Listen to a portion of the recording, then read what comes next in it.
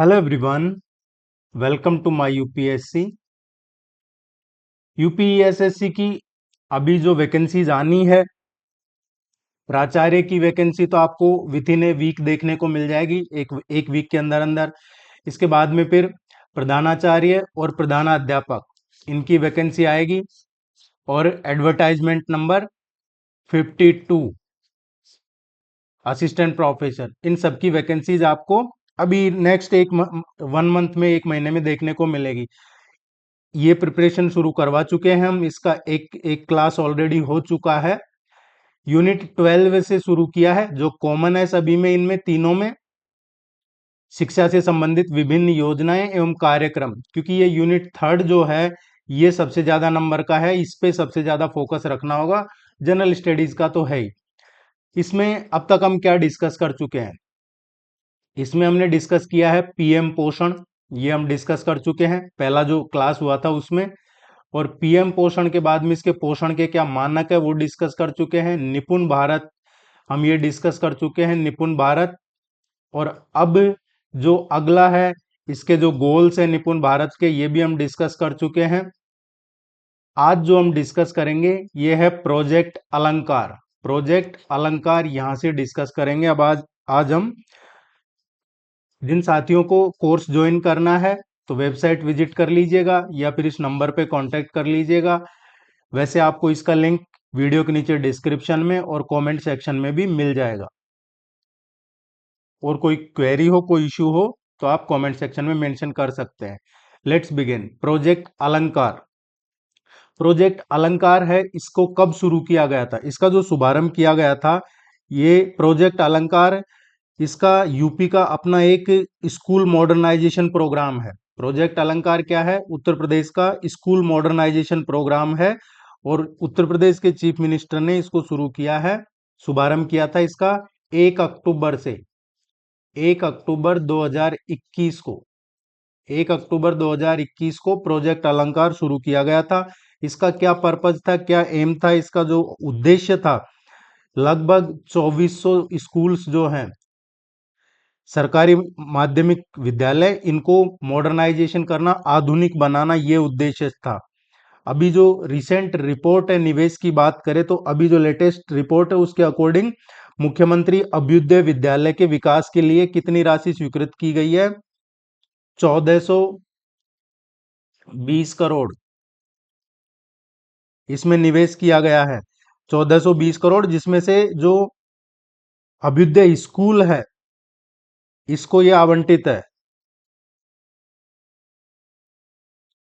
विकास के लिए स्वीकृत किया था ये।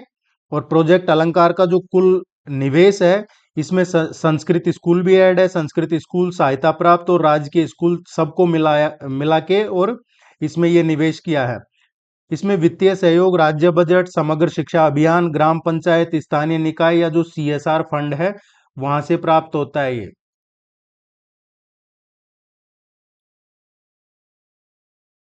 35 पैरामीटर हैं इसके।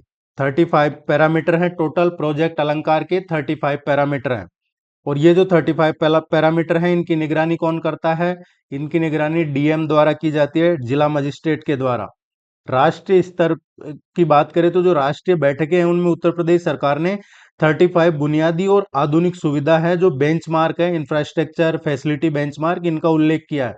हालांकि जो माध्यमिक शिक्षा विभाग के जो ऑफिशियल इंटरनल मैपिंग है उसमें ये पैरामीटर्स 27 है, लेकिन ये अब 35 हुए हैं। 35 का जिक्र करती है सरकार, और उनके पैरामीटर जो है वहां पे 27 का ही है। ये थोड़ा सा आपको ध्यान रखना है। तो टोटल इसमें 35 पैरामीटर है, लेकिन इंपॉर्टेंट इसमें 27 है, टोटल 35 है। जिस और जिला मजिस्ट्रेट की अध्यक्षता वाली जो जिला स्तरीय समिति है, वो इसकी ग्राउंड लेवल पे निगरानी करती है। इसमें विज्ञान प्रयोगशाला, कितनी स्कूलों में है विज्ञान प्रयोगशाला? 1842 स्कूलों में विज्ञान प्रयोगशालाओं में ये प्रोजेक्ट अलंकार। कंप्यूटर लैब्स 1915 1915 स्कूलों में computer labs through this project अलंकार। स्मार्ट क्लासरूम 2112 2112 स्कूल्स में स्मार्ट क्लासरूम। संस्कृत विद्यालय की बात करें तो राज्य के जो सभी पात्र सहायता प्राप्त संस्कृत विद्यालय हैं वो उनको भी इसमें शामिल किया जा रहा है।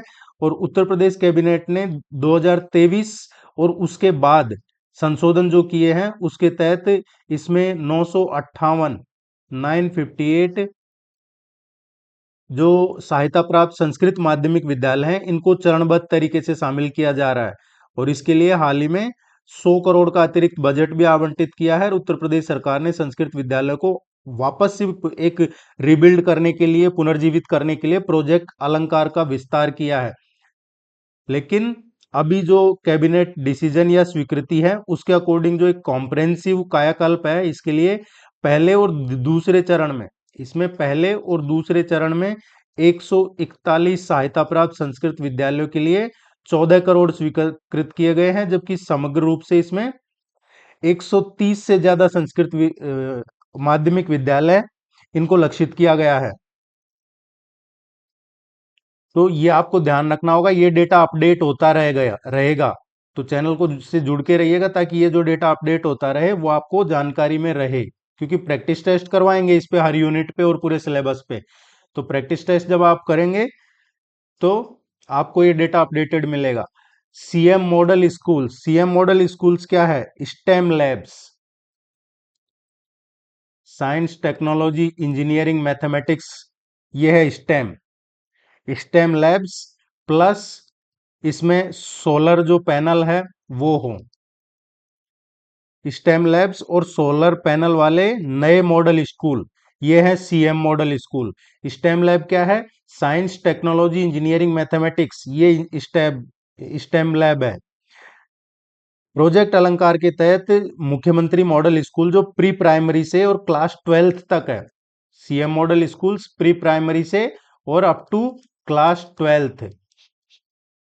और मुख्यमंत्री अभ्युदय स्कूल, जो अभ्युदय स्कूल है वो प्री प्राइमरी से क्लास 8 तक है, ये विकसित किए जा रहे हैं। और इनमें आधुनिक बाल अनुकूल भवन हो, स्टेम प्रयोगशालाएं, कंप्यूटर लैब, स्मार्ट क्लास, ये छोटा मिनी स्टेडियम, सोलर पैनल और जो जल संरक्षण है उसकी जो यूनिट्स हैं, वाटर कंजर्वेशन यूनिट्स, ये सब शामिल हैं किसमें? सीएम मॉडल स्कूल्स में। अब इसमें माध्यमिक शिक्षा विभाग की जो प्रगति रिपोर्ट है, माध्यमिक शिक्षा विभाग इसमें प्रगति रिपोर्ट दे जो है उसके अकॉर्डिंग माध्यमिक नामांकन इसमें 23% बढ़ा है। माध्यमिक शिक्षा इसकी जो प्रगति रिपोर्ट है उसके अकॉर्डिंग इसमें नामांकन बढ़ा है 23%। और जो प्राथमिक उपस्थिति है, प्राथमिक उपस्थिति ये इसमें 11.5% बढ़ी है। इसमें एक और चीज आता है ASER। ASER, ASER क्या होता है? Annual status of education report बोलते हैं इसको, annual status of education report. लेकिन ये मुख्य रूप से ग्रामीण जो एलिमेंट्री लेवल के बच्चे हैं उनके जो सीखने का स्तर है, नामांकन है, उसका सर्वेक्षण करती है, ना कि सेकेंडरी इंफ्रास्ट्रक्चर का। तो ये क्वेश्चन अगर एग्जाम में पूछा जाए ASER रिपोर्ट का, तो आपको ध्यान रखना है annual status of education report, but particular ग्रामीण जो बच्चे हैं, एलिमेंट्री लेवल के ग्रामीण बच्चे, उनके सीखने के स्तर और उनका जो नामांकन है उसका सर्वेक्षण करती है, ना कि सेकेंडरी इंफ्रास्ट्रक्चर का। माध्यमिक स्तर का जो डेटा है वो उत्तर प्रदेश माध्यमिक शिक्षा विभाग का एक अपना ओपन इंटरनल डैशबोर्ड समीक्षा रिपोर्ट आती है, वो है। तो ये दोनों में फर्क है। एनडीए सीएम मीट 2025 जो हुआ इसमें अभी लास्ट ईयर मई में, क्योंकि पिछले एक साल का हम लेके चल रहे हैं करंट अफेयर्स, और जो सिलेबस में जितनी भी चीजें हैं उसको पिछले एक साल से, और आपका एग्जाम होगा जब तक अपडेटेड चीजें आपको डिस्कस करते रहेंगे। जैसे ये सीएम मीट हुआ, इसमें आदर्श शासन मॉडल के रूप में इसको प्रस्तुत किया गया था, किसको? प्रोजेक्ट अलंकार को। और ये दिल्ली में हुई थी, जिसमें प्रोजेक्ट अलंकार को effective educational reform, effective educational reform इसका एक स्टैंड आउट एग्जाम्पल के रूप में प्रस्तुत किया था और इसकी काफी लोगों ने सराहना की थी। अब इसका जो मुख्य इसके प्रशासनिक आयाम है, अगर उनकी बात करें हम, इसके जो मुख्य प्रशासनिक आयाम है, तो फंडिंग रेशियो मैट्रिक्स देखते हैं, इसका जो वित्तीय अंशदान अनुपात है वो क्या है। एक प्रिंसिपल के रूप में हमें ये पता होना चाहिए, प्रधानाध्यापक, प्राचार्य या प्रिंसिपल के रूप में, कि आपका स्कूल कॉलेज उसकी कैटेगरी में के आधार पे बजट कैसे स्वीकृत होता है। आपका जो स्कूल है कॉलेज है उसमें बजट किस कैटेगरी के आधार पे स्वीकृत होता है। जैसे गवर्नमेंट स्कूल है, राजकीय माध्यमिक विद्यालय है, इसके तहत जो बुनियादी ढांचा है उसके विकास के लिए 100% राज्य सरकार देती है। हम बात कर रहे हैं राजकीय माध्यमिक विद्यालय, उनमें 100% जो ग्रांट है वो गवर्नमेंट देती है, 100% धनराशि। जबकि जो एडेड है, सहायता प्राप्त माध्यमिक विद्यालय, उनमें ये रेशियो 75:25 होता है। तो ये ध्यान रखना है, फुली गवर्नमेंट और एडेड जो सहायता प्राप्त स्कूल हैं, कॉलेज हैं, यूनिवर्सिटी है, सबकी बात कर रहे हैं। कुल प्रोजेक्ट लागत का 75% कौन देता है? उत्तर प्रदेश गवर्नमेंट देती है। और 25% कौन देता है इसमें? 25% जो स्कूल की कॉलेज की जो मैनेजमेंट कमेटी होती है, कौन देता है? मैनेजमेंट कमेटी, वो इसका प्रबंधन करती है। या तो जो स्कूल कॉलेज की जो प्रबंधन समिति है उसको अपनी निधि से, या फिर जो एक कॉरपोरेट सोसाइटी सोशल रेस्पॉन्सिबिलिटी होता है, जो बड़ी बड़ी कंपनियां हैं ये फंड देती है, तो उससे स्कूल में फंड आता है, उससे 25% लगता है। 75% एडेड जो स्कूल कॉलेज है यूनिवर्सिटीज है उनमें उत्तर प्रदेश गवर्नमेंट देती है। तो ये आपको क्लियर हो गया होगा। जबकि उत्तर प्रदेश सरकार है इस ये संस्कृत स्कूल की बात करें, ये तो हमने माध्यमिक की कर ली, माध्यमिक लेवल पे, और सहायता प्राप्त की बात कर ली। लेकिन संस्कृत माध्यमिक विद्यालय की बात करें तो उत्तर प्रदेश सरकार ने इसमें एक संशोधन किया है, और जो संस्कृत है, संस्कृत के लिए ये रेशियो 95:5 है। कितना है? 95:5, यानी 95% सरकार, ये उत्तर प्रदेश सरकार देगी, और जो स्कूल या कॉलेज मैनेजमेंट है उसको 5% का अनुदान अंशदान देना होगा। तो ये एग्जाम में पूछा जा सकता है क्वेश्चन, जो अमेंडमेंट अभी हाल ही में किया। लेकिन अभी तो 95% संस्कृत में से जुड़ी हुई स्कूल कॉलेज उनमें सरकार देगी, 5% उसकी जो कम मैनेजमेंट कमेटी है वो उसका प्रबंधन करेगी। लेकिन पहले क्या था ये? अभी तो 95 5 है, पहले ये 50-50 था, 50% सरकार देगी, 50% ये कमेटियां देखेंगी, ये था। तो ये थोड़ा सा एग्जाम पॉइंट ऑफ व्यू से इंपॉर्टेंट है। नीतिगत अभिसरण, policy convergence, policy convergence and monitoring. देखिए पॉलिसी कन्वर्जेंस है, ये आपको ध्यान रखना होगा, ये एक इंपॉर्टेंट चीज है, और ये एग्जाम में इसका पूछा जाएगा। आप मान के चलिए पॉलिसी कन्वर्जेंस, आप इस कीवर्ड को अच्छे से याद कर लीजिए। कन्वर्जेंस, इसका मतलब क्या होता है? इसका मतलब होता है कि कोई अलग से फंड नहीं दिया जाएगा, इसका अलग से बजट नहीं दिया जाएगा सरकार को, वो होता है। अब इसमें क्या है, प्रोजेक्ट अलंकार की बात करें तो केवल स्वतंत्र बजट नहीं मिलता, बल्कि इसका कन्वर्जेंस समग्र शिक्षा, ग्राम जो पंचायतों की निधि है, शहरी स्थानीय निकायों का फंड, और जो सीएसआर है उस फंड के साथ किया जाता है। इसका मतलब क्या हुआ? अलग से फंड नहीं देना पड़ता इसके लिए जो अलग अलग डिपार्टमेंट है उनका जो, कई डिपार्टमेंट पूरा यूज नहीं करते हैं, बच गया तो वो फंड यहाँ यूज किया जाता है, उसको कन्वर्जेंस कहते हैं। और इस फंड की विद्यालय स्तर पे, देखिए एक तो जवाबदेही किसकी होती है, इसमें जवाबदेही डिस्ट्रिक्ट लेवल पे जो डीएम होते हैं उनकी अध्यक्षता वाली समिति करती है, और स्कूल कॉलेज लेवल पे इसके जो यूटिलाइजेशन सर्टिफिकेट है वो प्राचार्य, प्रधानाचार्य, प्रधानाध्यापक, इन्हीं को प्रस्तुत करना पड़ता है। इसमें इंफ्रास्ट्रक्चर बेंचमार्क,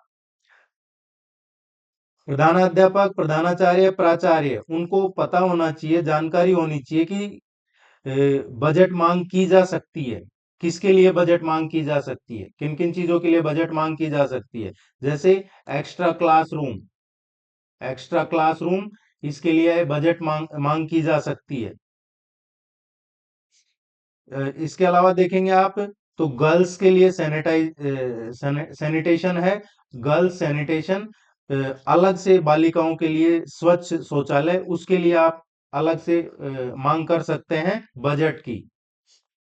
जो पेयजल सुविधा है, आरओ का पानी हो या एक क्लीन वाटर हो, पेयजल क्लीन ड्रिंकिंग वाटर, उसके लिए आप फंड मांग सकते हैं, अलग से बजट मांग सकते हैं।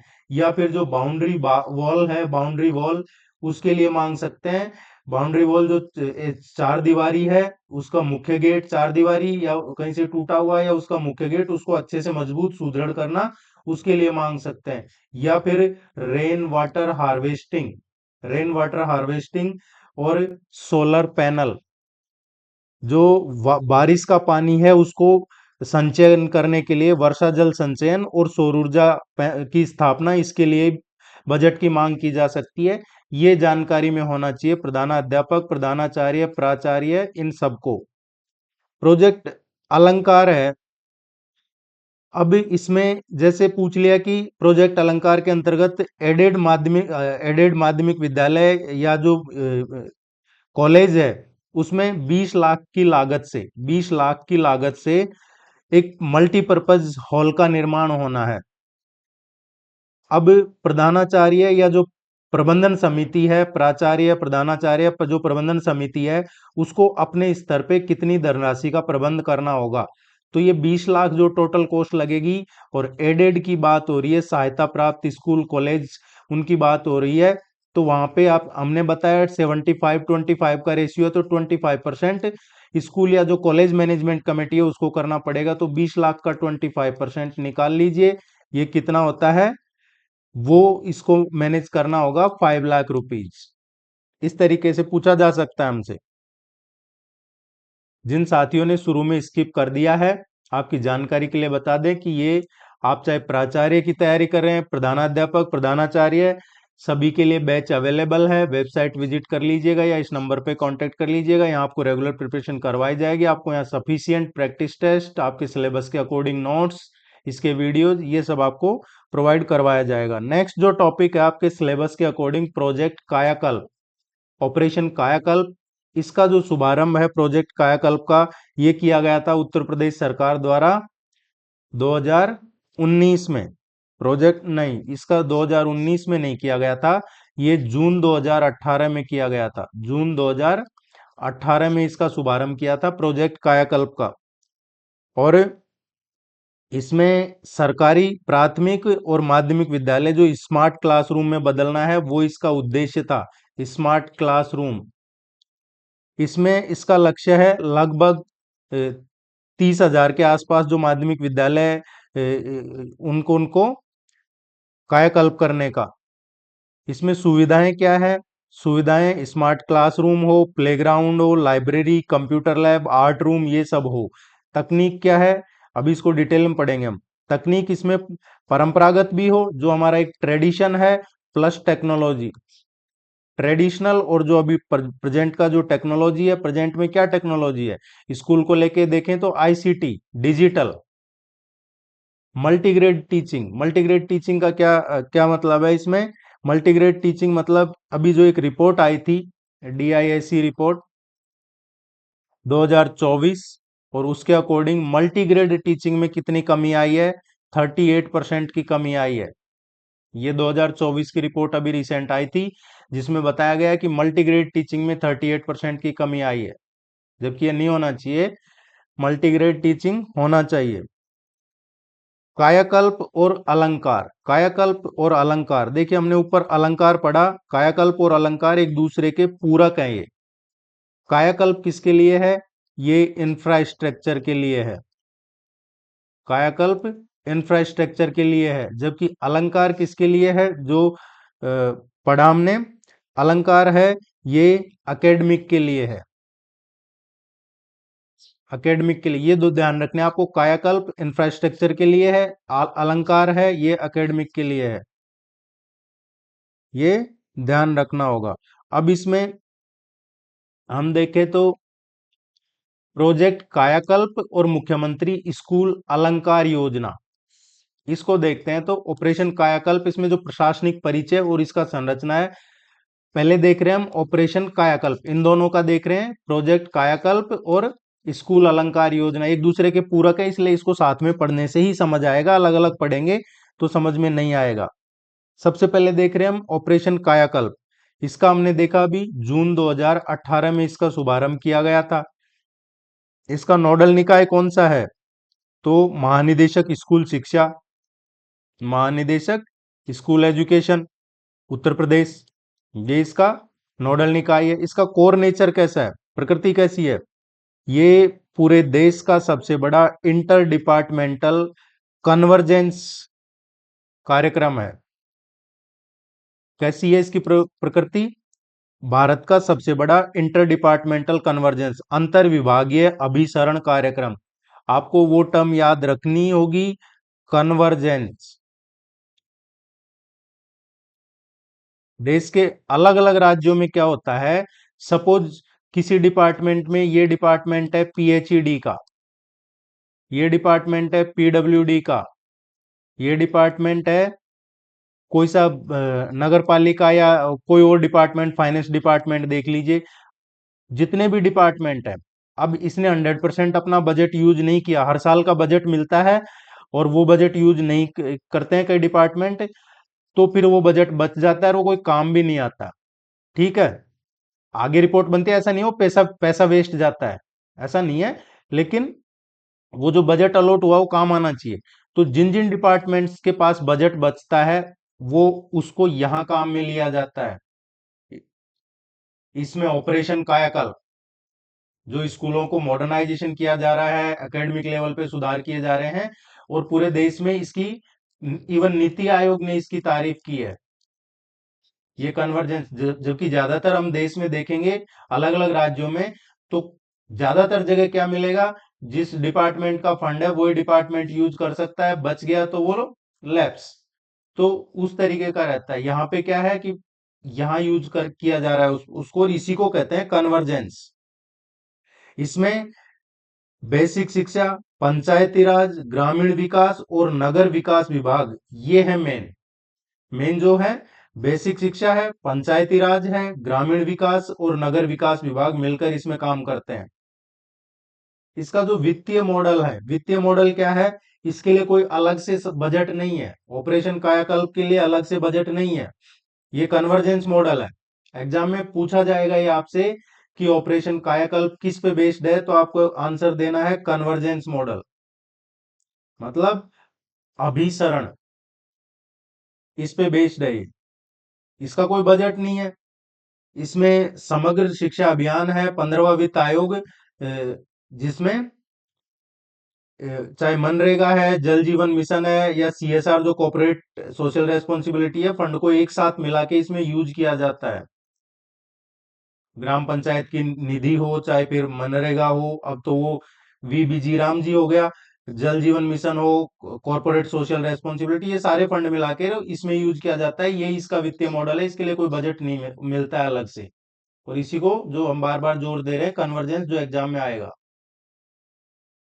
लक्षित दायरा, इसका टारगेट डोमेन क्या है, इसका जो मुख्य फोकस है ऑपरेशन कायाकल्प का, ये है प्रदेश के लगभग 1,33,000 से और 1,36,000 जो शासकीय प्राथमिक और उच्च प्राथमिक विद्यालय हैं, उनको फोकस में है। 1.33 लाख से और 1.36 लाख शासकीय प्राथमिक और उच्च प्राथमिक विद्यालय हैं, वो इसका फोकस है।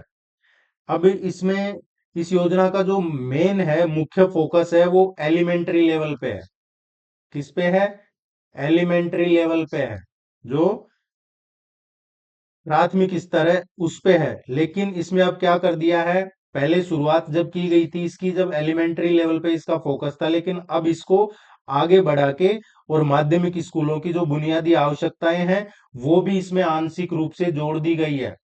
तो ये आपको ध्यान रखना होगा, बुनियादी आवश्यकताएं माध्यमिक स्कूलों की भी अब इसमें जोड़ दी गई है, प्रोजेक्ट कायाकल्प में, ऑपरेशन कायाकल्प में।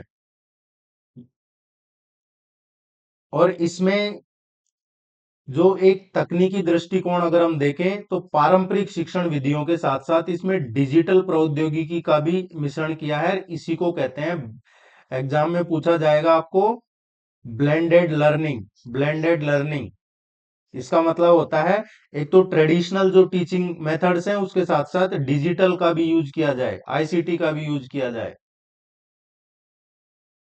अब इसमें अभी हम पढ़ रहे हैं ऑपरेशन कायाकल्प, और इसके अनिवार्य जो पैरामीटर हैं ये 19 पैरामीटर अनिवार्य हैं। एग्जाम में सबसे इंपॉर्टेंट जो पैरामीटर है वो पूछा जाने के चांसेस, वो है पैरामीटर नंबर 18। देखिए इसमें 19 जो मानक है ये अनिवार्य है। शुद्ध पेयजल होना चाहिए,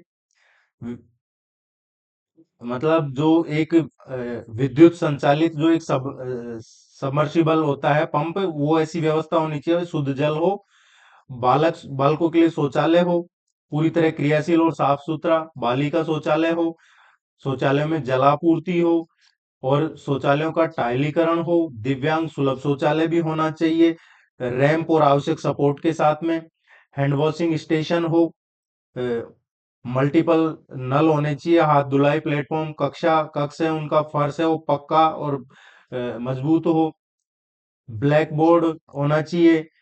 ये 19 इसके पैरामीटर है जरूरी।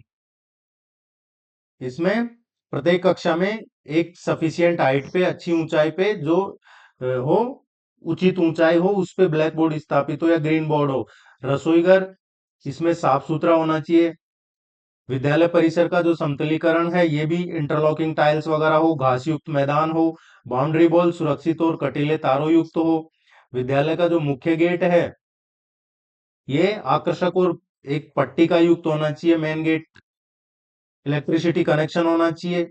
इलेक्ट्रिसिटी कनेक्शन के का मतलब ऑथराइज कनेक्शन होना चाहिए, ऐसे नहीं है सरकार की स्कूल है तो डायरेक्ट लगा लिया, ऑथराइज कनेक्शन होना चाहिए। और सेफ होना चाहिए, तार वगैरह लटके नहीं हो, safe and authorise electricity connection होना चाहिए। लाइट और फैन ये होने चाहिए। इसमें प्रत्येक वर्किंग क्लासरूम में अनिवार्य रूप से क्रियाशील हों लाइट और पंखे। इसके अलावा ये पेंटिंग, बाला पेंटिंग क्या है, building as a learning aid. BaLA painting क्या है, building as a learning aid, दीवारों पर शैक्षणिक और ज्ञानवर्धक चित्र जो होते हैं उसको कहते हैं बाला पेंटिंग।